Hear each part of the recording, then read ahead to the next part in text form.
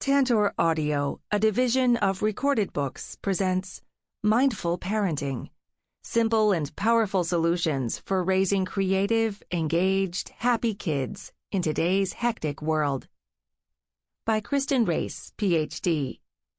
Narrated by Emily Durante. Publisher's Note.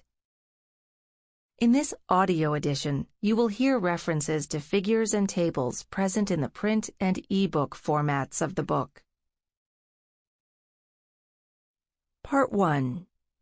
Today's Family. Introduction. When everything you know about parenting goes out the window.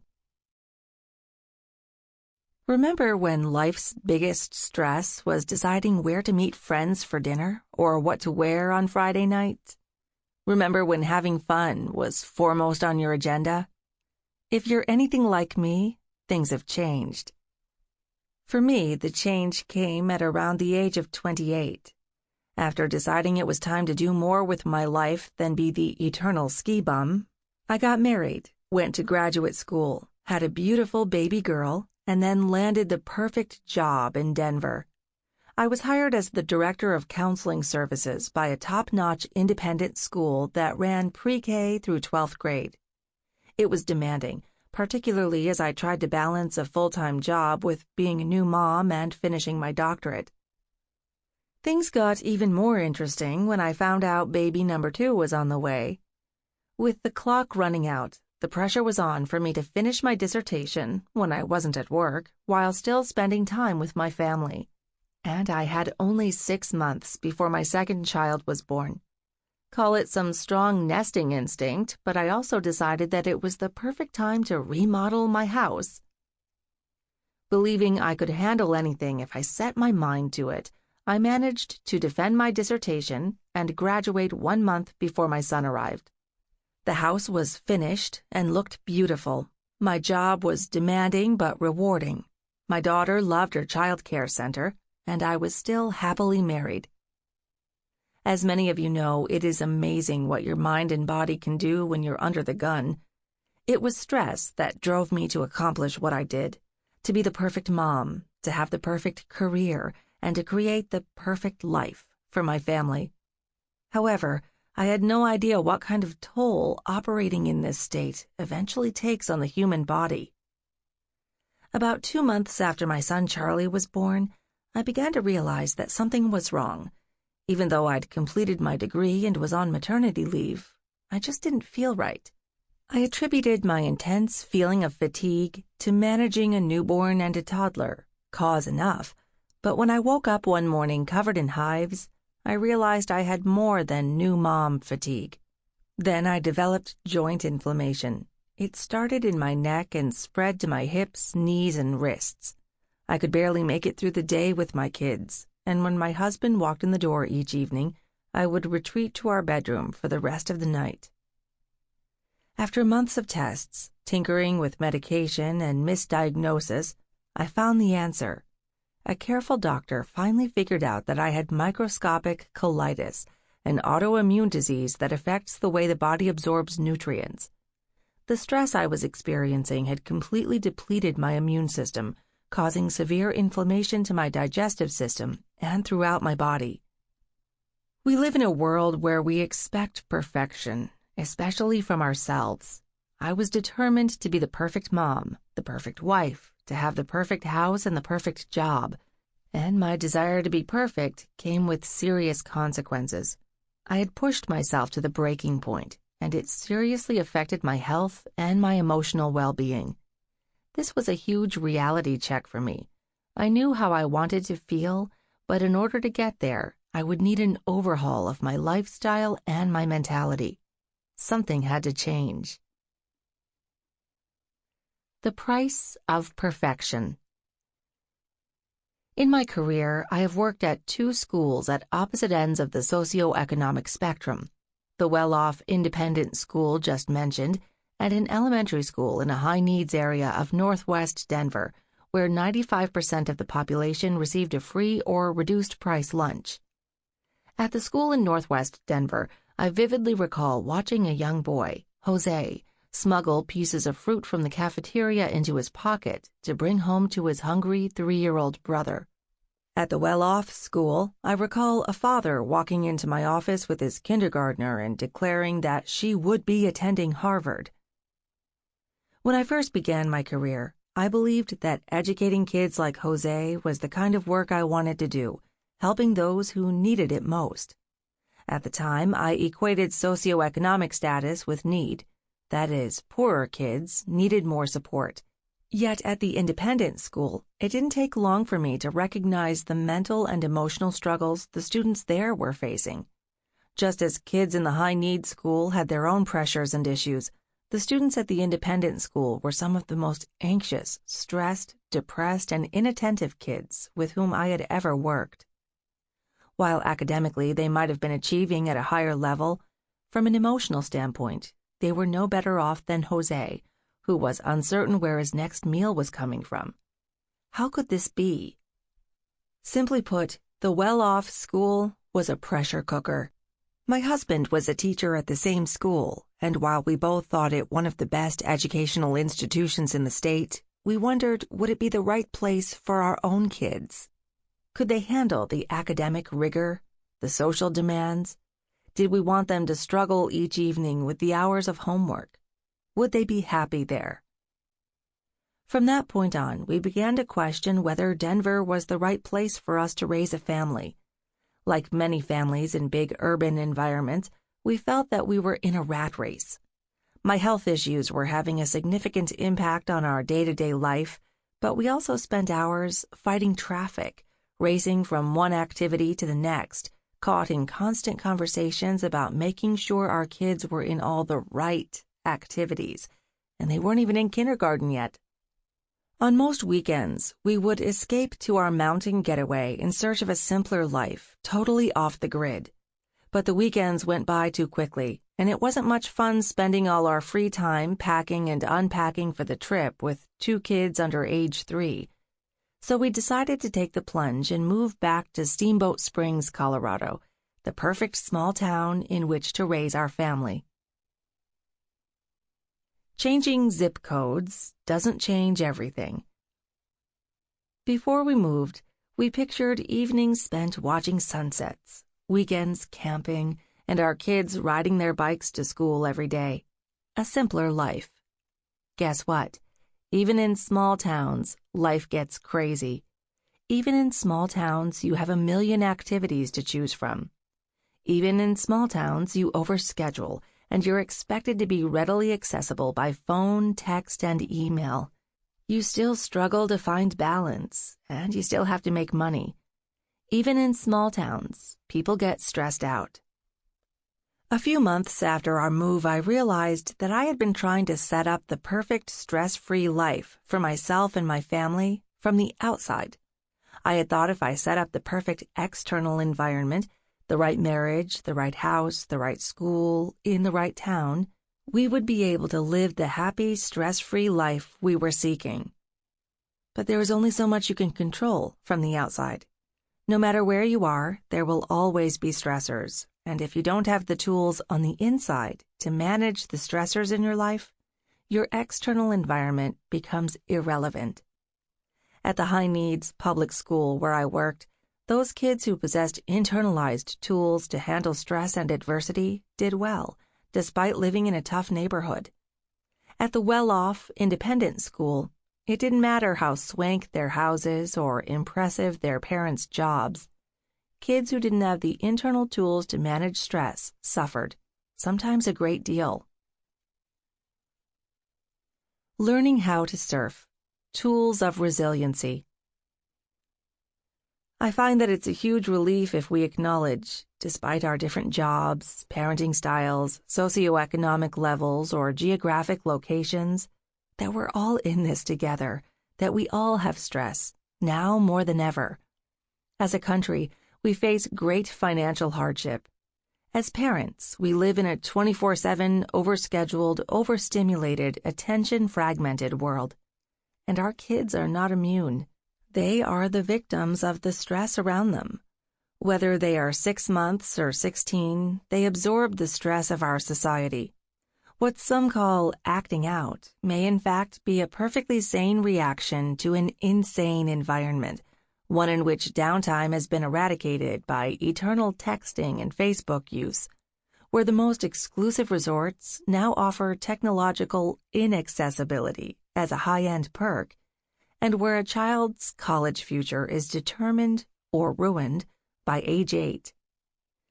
The good news is that the solutions for less stressed, more mindful families don't depend on creating the perfect environment for our children. We really can't control the world they grow up in to any large extent. What we can do is make changes to simplify their and our lives and help them develop tools from the inside to become resilient to the stress that life presents. This book is about developing tools of resiliency. While I do address eliminating what I call hidden stressors, we must also acquire and help our kids acquire the internal mindfulness tools necessary to manage life's curveballs. I hope this book is useful for parents, grandparents, educators, and therapists. It is designed for anyone interested in helping themselves and the children with whom they engage to lead less stressed and more mindful lives. All the solutions are rooted in my belief that small changes can make a big difference. As mindfulness guru Jon Kabat-Zinn so artfully puts it, you can't stop the waves, but you can learn to surf. 1. Generation stress. Last summer, I was preparing to make the 3-hour drive back to our home in Steamboat Springs after taking the kids camping for 4 days with several other families. As I was packing up the car, I realized how relaxing our time in the Flat Tops Wilderness area had been. The kids had played for hours on end in the outdoors, building forts, catching snakes and frogs, fishing, playing freeze tag, and making s'mores by the fire. There were plenty of adults around to watch the kids, so the parents were able to take turns slipping away for a hike or mountain bike ride. There'd been no fights over whose turn it was to pick the TV show, and with no cell phone service, I'd been able to disengage completely from work and other distractions. It had been easy just to be present with my family and friends. My mood changed nearly immediately on the drive home. A small worry began to form in the pit of my stomach. First, I remembered some house repairs that had to get done. Then my thoughts shifted to worrying about how we were going to juggle childcare during the upcoming work week, which led to what activities I needed to sign the kids up for in the fall and how we were going to be able to afford them. In the background were the bigger stressors, such as would we ever be able to refinance our home, would our business make enough money to support us, and was my commitment to work making me a lousy mom? As the feeling in the pit of my stomach grew, so did my level of impatience with the kids. "Stop talking to each other," I remember screaming from the driver's seat after my previous attempts to quell their bickering had failed. "I mean it. Silence for the rest of the ride." What had happened to the super chill mom they had just spent 4 days with?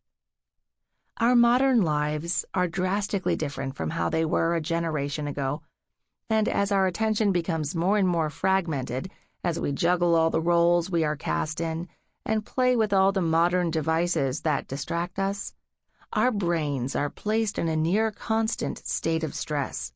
From an evolutionary perspective, the human brain was not designed to negotiate the stresses of today's world. It is much more at ease on a 4-day camping trip with no cell phone service. Life is different. It's not that adults didn't work a lot when I was growing up. They did. My dad worked hard every weekday at his job as an attorney. He'd leave the house at 7 a.m. sharp and return around 6 in the evening. When he got home, my mom would have dinner ready for us, even though she had coached my soccer practice and driven my sisters and me all over town that day. But for my dad, that was it. He'd pour a cocktail, listen to us talk about our day, and eventually make his way to the TV, where he hoped to catch a rerun of a John Wayne movie. Or he'd pick up a book and sit and read. The next day, he'd get up, retrieve the morning newspaper from the front stoop, read it, crazy, right? Then drive into work while listening to the radio. When he walked past the receptionist, she'd hand him a slip of paper with a few messages on it, and he'd start his workday. Today, that same attorney drives to and from work talking to clients on the phone, wakes up and reads the news on his tablet while hearing the ping of the emails that came in overnight, and by the time he gets to his office, is inundated with the emails that came in while he was in transit, from clients wondering why they have not gotten a response yet. My mom's world would have been dramatically different today. The Saturday soccer game and one midweek practice have been replaced with a soccer club that is now a soccer business. This means she would have driven me to 3 practices during the week, a game an hour away on Saturday, and a tournament every other weekend. She would be inundated with email reminders from teachers and school administrators, and on the way to school pickup, she would have 5 calls from me wondering why she was 2 minutes late. The demands, the stimulation, the constant buzz, all have created, quite sadly, generation stress. The reality is, I am generation stress. If you listened to the introduction, you've probably gathered this already. The irony is that I spend my working life researching stress in the brain and creating solutions to help families become more resilient to the stressors in their lives. I have personally struggled with every topic presented in the chapters that follow, which may have you thinking, why would I want to take advice from her? Certainly, experience with my own stress has influenced my work, but my solutions are derived from brain science and grounded in my belief that small changes can make a big difference.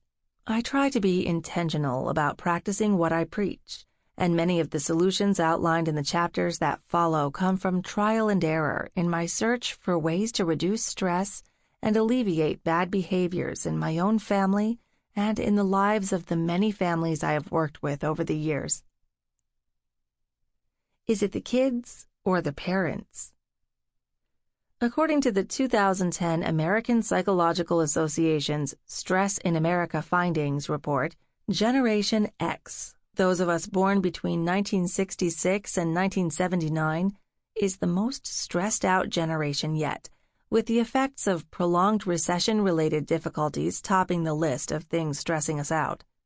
Add to this the modern influences of being plugged into some device 24/7, our ridiculously demanding schedules, an ever-increasing pressure to perform, look perfect, and be perfect, and you basically have a recipe for anxiety, depression, or a total emotional breakdown.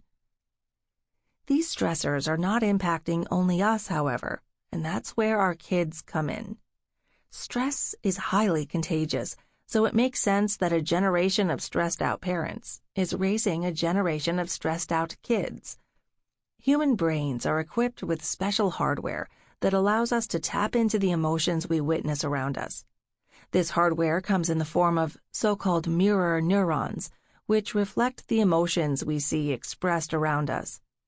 Mirror neurons are the reason infants smile in response to our smiling at them. That's a lovely example, but these neurons also light up in response to other kinds of expressed emotion, not just glee. When we see an expression on someone's face, not only do we recognize what that person is feeling, but also the area inside our brain responsible for that same emotion lights up. So if mom is worried about something, even if she doesn't talk about it, the worry neurons inside her toddler's brain are firing as well. And if mom is stressed, baby feels stressed too. The good news is that positive as well as negative emotions are catching in this manner. So when we cultivate positive thinking and emotions in ourselves, everyone around us benefits, including our children. As more and more of us experience unprecedented levels of stress, and when the stress-associated emotions are the ones that catch and reflect back most frequently, stress makes an unprecedented impact on our mental, emotional, and physical health, and takes a significant toll on our kids. The down and dirty, aka the research. According to research, Americans today live with moderate to high levels of stress and struggle in their efforts to manage that stress. 1 in 5 American adults believes himself to be in poor health, and those adults who rate their health as poor report higher levels of stress. In addition to the negative effects on their physical health, stress affects the emotional and physical well-being of their families. While the majority of parents don't think their children are strongly affected by stress, children report otherwise. Nearly 3/4 of parents say their stress has only a slight or no impact on their children, yet 91% of children report they know their parent is stressed because they observe a multitude of behaviors, such as yelling, arguing, and complaining. It should come as no surprise that children are more likely to report having a great deal of stress themselves when they have parents who live in a constant state of stress. While so many Americans report being stressed, Generation Xers are not only the most stressed, but also the most likely to report physical symptoms of stress and to rely on unhealthy behaviors to manage their stress. More than half of Gen Xers, 56%, report feeling irritable and angry as a result of stress, and nearly half report having headaches and feeling fatigued as a result of stress. We are also the most likely to report unhealthy behaviors, such as lying awake at night, overeating, eating unhealthy foods, skipping meals, and drinking alcohol, because of stress. While 6 out of 10 Gen Xers report that getting enough sleep is extremely important, fewer than 1 in 5 reports doing a very good job getting enough sleep. If you are a Gen Xer and a married woman, the news is even worse for you. Women report higher levels of stress than men, and married women report higher levels of stress than single women. In 2005, the Lucille Packard Foundation for Children's Health commissioned a series of studies that found that only 50% of parents rate their children's overall emotional health as excellent. 2/3 report being extremely concerned about the well-being of their children, and 67% worry that their teens are too stressed. Parents have reason to be concerned. Moms are intuitive, after all. Studies show we're not worried for nothing. Our kids are paying the price. In the course of my work, I encounter lots of kids on the edge. It didn't surprise me when I read that California college counselors have started referring to some incoming freshmen as either Crispies, kids pushed so hard they're already burned out at 18, or teacups, too fragile to exist in the world on their own. The signs show up early. Levels of depression and anxiety among elementary school students are at an all-time high and continuing to rise. Nearly 1/3 of high school students report feeling sad or hopeless. 1 in 5 school-age kids, ages 8 through 18, has a diagnosable mental disorder, 20% of our children. This kind of stress is incredibly dangerous to the point where our kids' very lives are being threatened.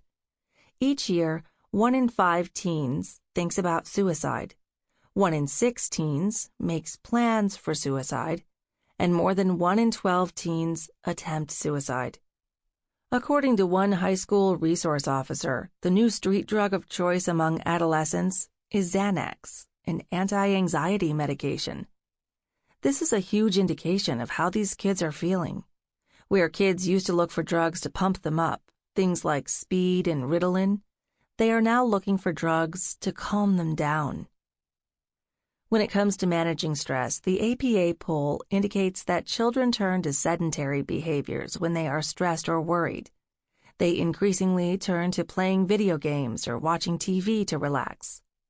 Unfortunately, not only do these activities actually increase stress in the brain, more on this in Chapter 3, but kids who learn early in life to rely on sedentary behaviors to manage stress face serious health implications. All this for a generation of kids already experiencing rampant levels of obesity. The helicopter parent has landed. Not only do we have a generation of stressed-out parents trying to raise kids, but how we parent our children has changed dramatically over the last generation. I used to work as an educational consultant for the Early Childhood Council in my town. One of my responsibilities was to teach social and emotional learning skills in each of the early childhood education centers. Through this work, I learned a lot about each center, and I'm now often called upon when parents are trying to decide where to send their child to preschool. Over and over again, I hear the same thing. I just want to make sure she is challenged, or he already knows all his letters, so I need a place that is more academic. Since when did preschools become college prep programs? There was a time when the purpose of preschool was to prepare kids for kindergarten, not to allow them to skip kindergarten altogether. We want kids to enter kindergarten ready to learn. This means having strategies for getting along with others, knowing how to share and take turns, having the foundation for problem-solving skills, and being able to recognize when people feel happy or sad. Entering kindergarten ready to learn does not mean being able to read and write. In fact, for most kids, reading is completely developmentally inappropriate before the age of 5 or 6. Even though we want the best for them, this early push toward academic greatness causes a great deal of stress for kids who still just want to build block towers or put on a cape. To complicate things, we push our children to grow up more quickly in many areas while protecting them from making developmentally appropriate mistakes in others. We've gone baby-proofing crazy, making it impossible to lift a toilet seat cover without a special code, and buying 15-foot padded fences to enclose our living rooms. We don't let our kids play with sticks or climb trees. We even put them on leashes called kindercords, which boast 3 full feet of freedom for both you and your child. Yet it doesn't stop there. We hover over teachers and even text them, or worse, our kids' college professors, to let them know that Johnny forgot his homework, but that we'll be running it by later. We want the best for our kids, and we want to protect them at every turn, but all this hovering and rescuing, known as helicopter parenting, has our kids thinking that making a mistake is to be avoided at all costs. We are raising perfectionists, and by the way, that is not a compliment. These are kids who, at the first sign of difficulty, give up rather than try harder, for fear things won't turn out just right. Our little perfectionists are developing eating disorders, turning to drugs and alcohol to self-medicate, and are more likely than any generation before them to attempt or commit suicide. In our eagerness to keep them safe, we may actually be doing them harm. On the one hand, we are pushing our kids to excel, to learn earlier and faster than the rest, eager to carve out a place for them in this frenzied world. Yet on the other hand, we aren't allowing them to develop the skills most correlated with success: intellectual curiosity, not rote learning, creative problem solving, which requires problems to solve, and a belief that if they keep working at something, eventually they will succeed, or at least improve. Cognitively and emotionally, our children face more adversity than ever, in the form of constant stress, overscheduling, pressure to succeed, and too much screen time. All these wreak havoc on a growing brain, while denying kids the ability to form the natural cognitive defenses to buoy them in stressful times. The myth of, "but I turned out okay." We have all heard it before. Well, when I was young, I did such and I turned out okay. At times, this statement is perfectly appropriate and comforting, but often parents do not realize the extent to which life is inherently different for kids growing up today. Life is simply not the same now as it was 30 years ago. How drastically times have changed. It's not like we didn't watch television when we were kids. Sure, maybe you watched The Love Boat on Friday nights or cartoons on Saturday, and if you missed the show, you missed it. There was no on-demand or TiVo. In 2010, the Kaiser Family Foundation, a nonprofit organization that analyzes health. Sample complete. Ready to continue?